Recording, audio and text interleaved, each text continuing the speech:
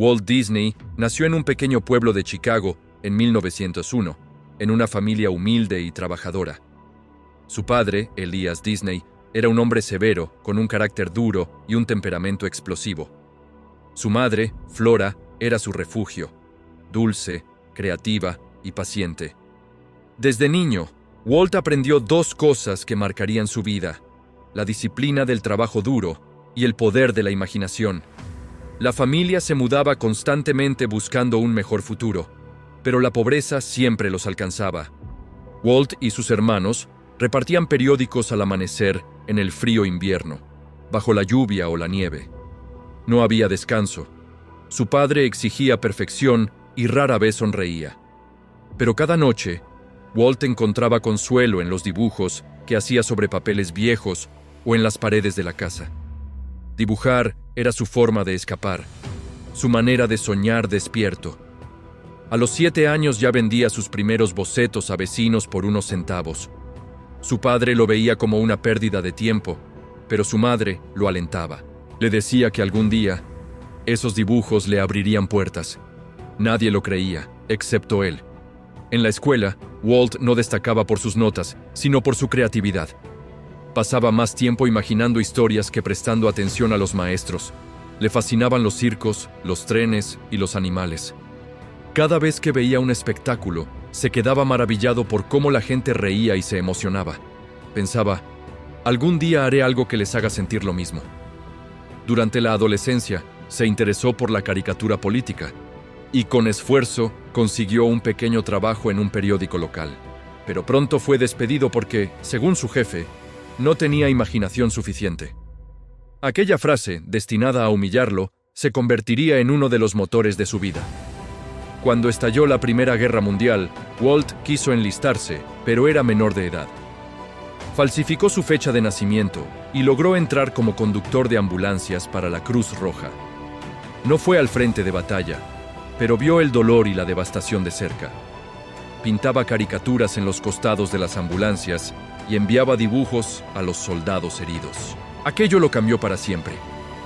Aprendió que el arte podía ser una forma de curar, de dar esperanza. Al regresar a Estados Unidos en 1919, sin dinero ni contactos, decidió seguir su sueño. Empezó a trabajar en una pequeña agencia de publicidad donde conoció a un joven artista llamado Ub Iwerks, quien se convertiría en una de las figuras más importantes de su carrera. Juntos experimentaban con técnicas de animación rudimentarias, recortando figuras y moviéndolas cuadro a cuadro. No tenían equipos, ni estudios, ni experiencia, pero tenían hambre de crear algo diferente. En 1920, Walt fundó su primera compañía, Love O-Gram Films, en Kansas City. Era una pequeña oficina llena de esperanza y ruido, donde él y un grupo de jóvenes soñadores hacían cortos animados inspirados en cuentos de hadas. Al principio, todo parecía ir bien. Los cortos gustaban, los clientes aplaudían, pero el dinero no llegaba. Los distribuidores lo estafaron, los inversionistas desaparecieron y Walt tuvo que empeñar su cámara para pagar el alquiler.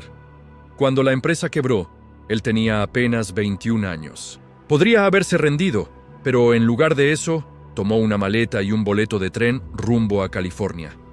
Llevaba $40, un carrete con una animación inconclusa y una fe inquebrantable. Durante ese viaje, mientras el tren cruzaba las llanuras, Walt comenzó a imaginar algo que cambiaría su destino. En su cabeza aparecía un pequeño ratón alegre, travieso y optimista. No sabía aún cómo se llamaría, pero ya lo veía moviéndose, saltando, riendo. Era la representación de todo lo que él quería ser. Pequeño, pero valiente. En 1923, llegó a Los Ángeles y se reunió con su hermano Roy, quien era su opuesto. Tranquilo, racional, prudente. Roy creía en Walt, aunque no siempre entendía sus ideas. Con los pocos ahorros que tenían, fundaron The Disney Brothers Studio, en el garaje de su tío. Fue allí donde empezó la historia que transformaría al entretenimiento para siempre. Su primer éxito fue una serie llamada Alice Comedies, que mezclaba animación y acción real. A la gente le encantó la novedad.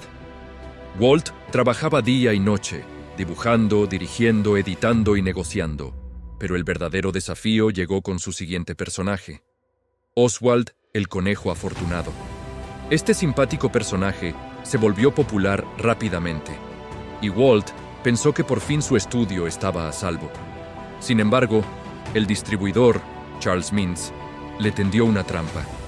Le arrebató los derechos del personaje y se llevó a la mayoría de sus animadores.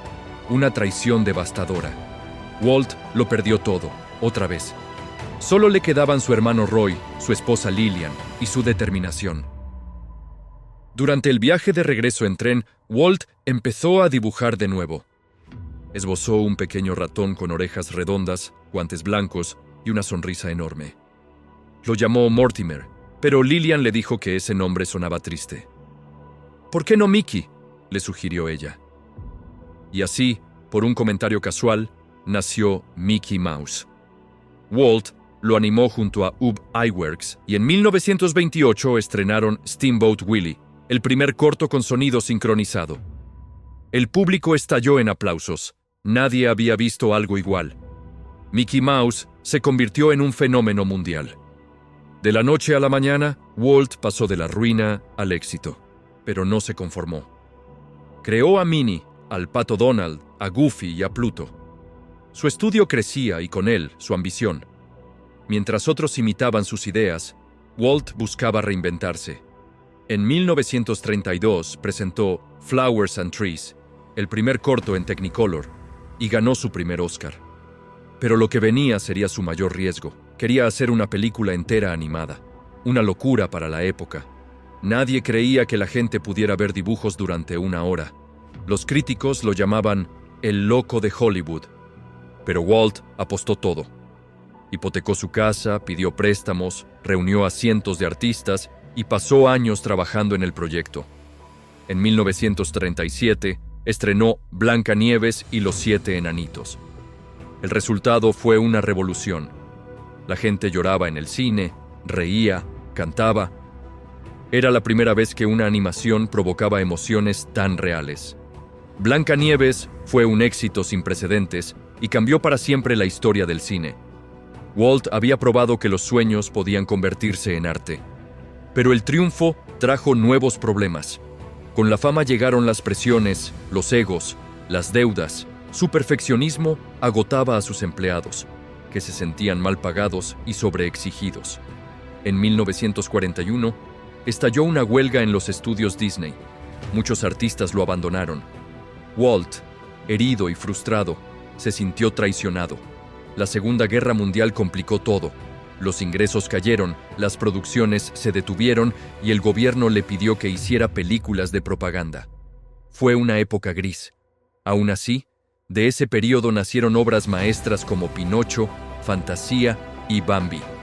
Aunque algunas fracasaron en taquilla, el tiempo las convertiría en clásicos inmortales. Tras la guerra, el mundo cambió, y Walt también.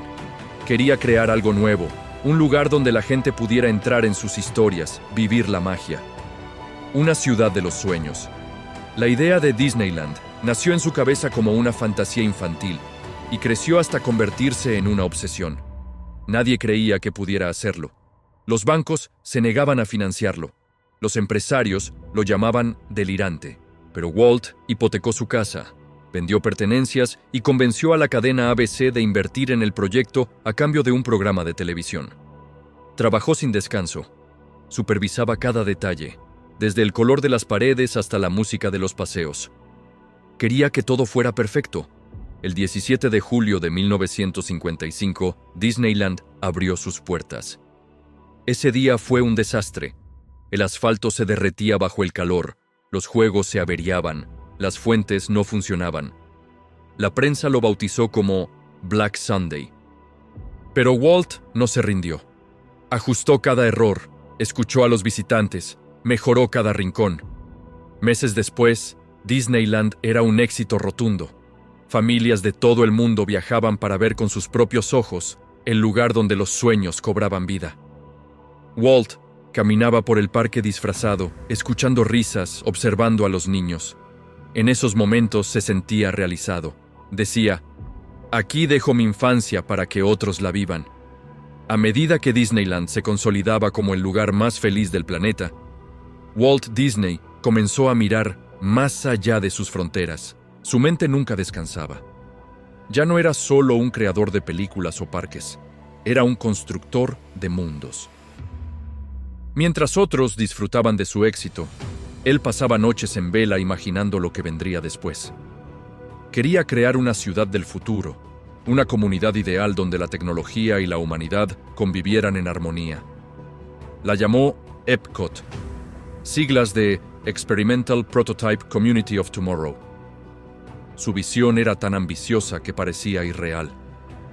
Walt no pensaba en un parque, pensaba en un nuevo modo de vivir. Quería calles limpias, transporte automatizado, casas inteligentes, un lugar donde la innovación fuera parte del día a día. Los ingenieros lo escuchaban entre fascinados y confundidos. Epcot sería una ciudad viva, en constante cambio. Nadie sería dueño de su casa, todo pertenecería al proyecto. Era una utopía futurista, un sueño que mezclaba arte, ciencia y esperanza. En esos años, Walt se convirtió en algo más que un animador o un empresario. Era un visionario social. Mientras supervisaba cada detalle del parque, también seguía al frente de su estudio, que producía nuevas películas como La Dama y el Vagabundo, Peter Pan y 101 Dálmatas. Pero el ritmo de trabajo le estaba pasando factura. El cigarro se había convertido en su compañero constante.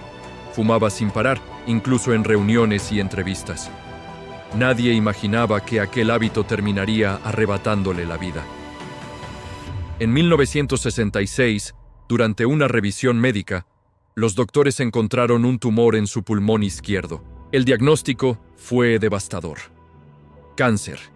Tenía 65 años. Le recomendaron dejar todo y descansar. Pero Walt se negó. Siguió yendo al estudio, a las obras de Disneyland, a las reuniones de Epcot. Decía que aún tenía mucho que hacer. Cuando el dolor se volvió insoportable, ingresó al hospital. En su habitación, pidió que colgaran en la pared un mapa de Florida con los planos de su nueva ciudad. Miraba el mapa durante horas, señalando lugares, trazando líneas imaginarias. Su hermano Roy lo visitaba cada día. Walt le hablaba de los trenes, de los hoteles, de las calles que algún día se llenarían de familias. Roy lo escuchaba en silencio, sabiendo que no viviría para verlo. El 15 de diciembre de 1966, Walt Disney falleció. La noticia sacudió al mundo. El hombre que había hecho soñar a generaciones se había ido, pero su sueño no murió con él. Roy, que siempre había sido la sombra silenciosa de su hermano, tomó las riendas. Cumplió su promesa y terminó el proyecto. En 1971, abrió las puertas de Walt Disney World en Florida. Lo nombró así en honor a su hermano. Dijo, todo esto empezó con una chispa en su mente. Hoy, esa chispa se ha convertido en un sol que ilumina al mundo. Walt no llegó a ver su imperio completo, pero su espíritu seguía en cada rincón, en cada nota musical, en cada sonrisa de un niño. Lo que había comenzado como dibujos sobre papeles viejos se había transformado en un símbolo universal de imaginación. Con el paso de las décadas, la compañía Disney creció hasta convertirse en un gigante del entretenimiento global. Películas, series, canales, parques, juguetes, tecnología. El nombre Disney se volvió sinónimo de magia, pero también de disciplina, de innovación y de una visión inquebrantable. Sin embargo, detrás de la luz siempre hay sombra. Muchos críticos señalaron el lado más oscuro de Walt: su perfeccionismo extremo, su carácter autoritario, su obsesión por el control. Decían que exigía tanto a los demás porque nunca dejó de exigirse a sí mismo. Algunos lo describían como un dictador amable, otros como un soñador incomprendido. Lo cierto es que su vida fue una constante batalla entre la creatividad y el agotamiento, entre el sueño y la realidad. Walt no fue un santo, pero fue un creyente. Creía en la bondad, en la infancia, en la capacidad de las personas para volver a soñar. En una época donde el mundo se endurecía por las guerras y las crisis, él ofreció una ventana a la fantasía. Les recordó a millones de personas que aún podían creer. Y esa fue su verdadera magia. En los años posteriores a su muerte, su legado se amplió más allá de lo imaginable. Surgieron nuevos parques en Tokio, París, Hong Kong, Shanghái. Se crearon divisiones de televisión, estudios de efectos visuales, canales de streaming. Disney se convirtió en el mayor imperio de entretenimiento del planeta. Pero cada expansión, cada innovación, se remonta a una misma idea. Un niño pobre que se negó a dejar de soñar. Hoy, cuando alguien camina por Main Street en Disneyland y escucha la música sonar, siente algo que no se puede explicar con palabras. Es la presencia de ese niño que alguna vez repartía periódicos en la nieve, soñando con un mundo donde nadie tuviera que dejar de creer. Walt Disney no cambió solo el cine, cambió la cultura, cambió la manera en que las personas se relacionan con la imaginación. Creó un universo donde la inocencia no es una debilidad, sino una fuerza. Y aunque su nombre está asociado a castillos, princesas y canciones, su verdadera historia es la de un hombre que fracasó 1,000 veces, pero que cada vez que caía, se levantaba con una nueva idea. Dicen que cuando las luces del parque se encienden cada noche, una luz en la ventana de su antigua oficina en Disneyland nunca se apaga. Es la luz que simboliza su espíritu, su eterna vigilancia sobre el sueño que construyó. Esa luz es el recordatorio de que los sueños no mueren, se transforman. Walt Disney dejó al mundo una lección más poderosa que cualquiera de sus películas: que la magia no existe sin esfuerzo, que los milagros se fabrican con disciplina y que incluso el fracaso puede ser el primer paso hacia lo imposible. Porque los sueños, como él decía, no se cumplen por casualidad. Se cumplen trabajando, creyendo y nunca, jamás, dejando de imaginar. Y así, el niño que un día fue llamado falto de imaginación, terminó construyendo el lugar donde la imaginación nunca muere. Su historia es la prueba viviente de que los fracasos son solo el precio que pagamos por alcanzar lo extraordinario. Walt Disney no solo creó un imperio, creó una esperanza. Y mientras existan personas dispuestas a soñar, su mundo seguirá vivo, brillando, recordándonos que todo comenzó con un simple dibujo y una creencia inquebrantable en que los sueños, por imposibles que parezcan, pueden hacerse realidad.